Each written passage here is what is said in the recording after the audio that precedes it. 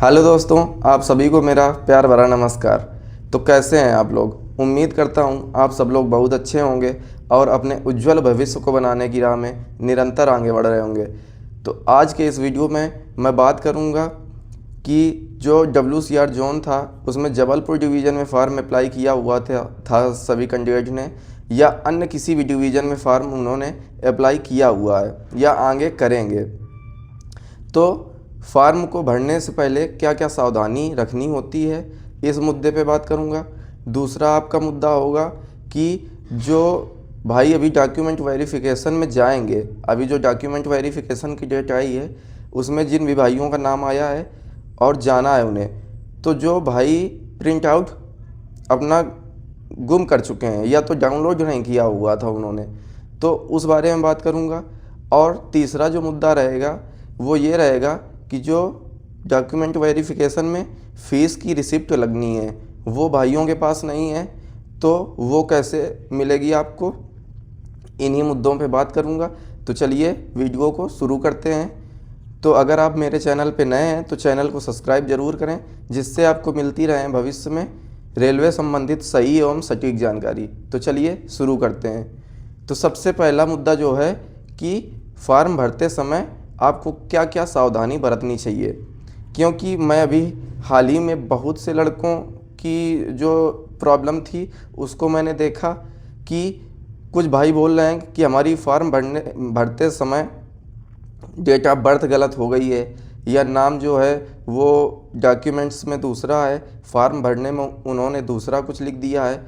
इस तरह की बहुत सी गलतियां हुई हैं।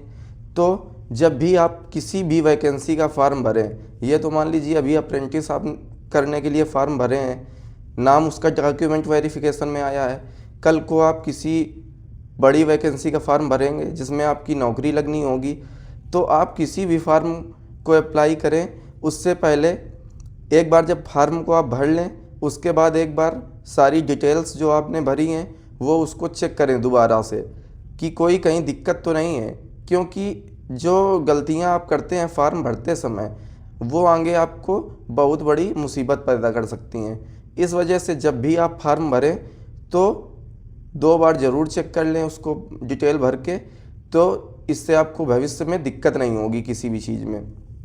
अब बात करते हैं कि दूसरी सावधानी क्या रखनी है आपको, कि जब भी किसी वैकेंसी का आप फॉर्म भरें तो उसका प्रिंट आउट ज़रूर सेव कर लें। अगर आप खुद फॉर्म भरते हैं तो आप उसका प्रिंट आउट ज़रूर सेव करके रख लें।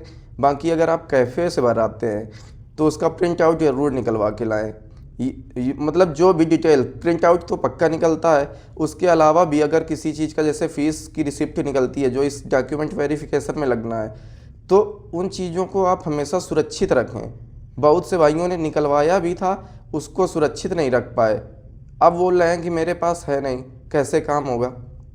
तो बात करूंगा कि फार्म का प्रिंट आउट जिन भाइयों के पास नहीं है उसका मेरे पास कोई सॉल्यूशन नहीं है। मैंने उस चीज़ में मंथन किया, थोड़ी डिटेल्स लेने की कोशिश की, पर उसका कोई मेरे पास सॉल्यूशन नहीं है कि फार्म का प्रिंट आउट कैसे निकाला जाए, क्योंकि जो आपका सीज़न है वो एक्सपायर हो चुका है लॉगिन का।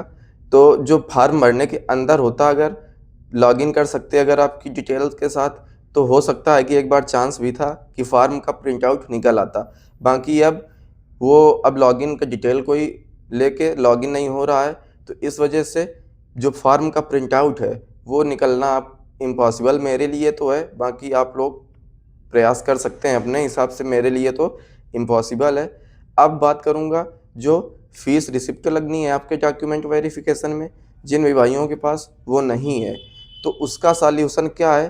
तो उसका सॉल्यूशन मेरे पास यही एक निकल पाया है कि आप अगर खुद से पेमेंट किए हैं या आपने खुद फार्म भरा था, तो आपने किसी भी यूपीआई से या यूपीआई ऐप से पेमेंट किया होगा, तो सिंपल सा उसी का आप प्रिंट आउट निकलवा लीजिए, वही लेके चले जाइए, वो आपकी मान्य हो जाएगी। वहाँ पे कोई डॉक्यूमेंट वेरिफिकेशन में दिक्कत नहीं होगी। तो आपको यही करना है कि आप प्रिंट आउट उसका लेके चले जाइए जिस भी ऐप से आपने पेमेंट किया था। बाकी अगर फॉर्म के प्रिंट आउट या फीस की रिसिप्ट निकालने का कोई दूसरा सॉल्यूशन मिलता है तो मैं आप लोगों के साथ ज़रूर शेयर करूंगा, मिलता हूँ एक नए वीडियो के साथ, एक नई जानकारी के साथ। तब तक के लिए आप सभी को नमस्कार।